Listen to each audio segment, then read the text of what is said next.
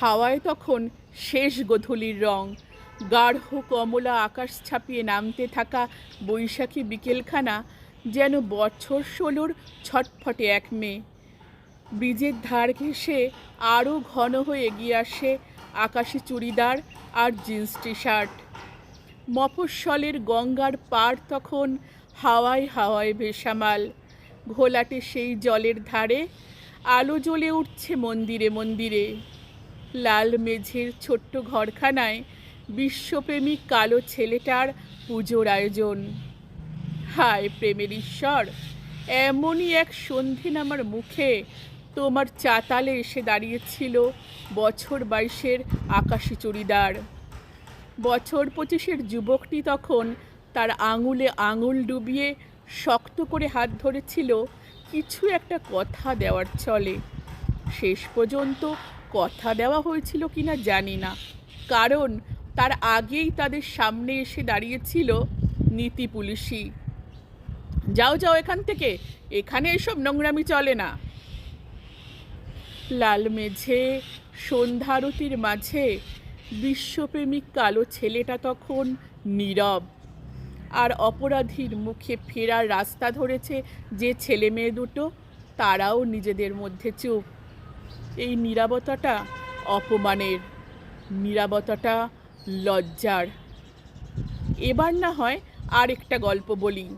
ধরা যাক রাত ৮টার ছোট্ট শহরতলিটা নিঝুম হয়ে আসে। কোচিং শেষে ফিরতি সাইকেলে দুটো বয়ঃসন্ধির মন। ল্যাম্পপোস্টের আলোর নিচে নরম অন্ধকার, আর স্কুল ব্যাগ ফিটে প্রথম প্রেম ডাক পাঠালো তাদের। সারল্য মাখা শ্যামবর্ণা গালে ঠোঁট ছুঁয়ে লজ্জায় পিঠ টান দেবে ক্লাস 11-এর কিশোর। কিন্তু তার আগেই সেই নিষ্পাপ আদর কেড়ে নিয়েছে ভয়, কেড়ে নিয়েছে অপরাধ বোধ। লজ্জায় মুখ লুকিয়ে পালানো ছাড়া আর উপায় নেই, কারণ গলির মোড়ে জল বিয়োগ ছেড়ে অফিস ফেরতা পথ ধরেছিলেন যে ভদ্রলোক, তিনি চেঁচালেন, নোংরামি করার আর জায়গা পাস না, অসভ্য ছেলে মেয়ে যত। আসলে গভীর কোনো ঈর্ষার মাঝে পড়ে ভালোবাসাটাই হয় নোংরামি, নয়তো অশ্লীল। সেই ঈর্ষা যখন চোখ রাঙানির দাঁত নখ বের করে, তখন ভিড় মেট্রোয় কাঁধে মাথা রাখার অপরাধে পড়ে পড়ে মার খায় ভালোবাসা। গাছপালার আড়াল খুঁজে চুমু খাওয়ার অপরাধে পুলিশের লাঠির সামনে, সোশ্যাল মিডিয়ার সামনে কান ধরে দাঁড়ায় ভালোবাসা। সেই ভাইরাল মজা লুটে নেয় কত ভদ্রলোক। গভীরতম ঈর্ষার চোখ রাঙানির দাঁত নখ বের করে বলেই তো একই গ্রামে প্রেমের অপরাধে সারা গ্রাম বিবস্ত্র হয়ে ঘোরে ভালোবাসা। সেদিনের সেই মেট্রো স্টেশনে আমরাই তো তা দেখে ছি ছি করি।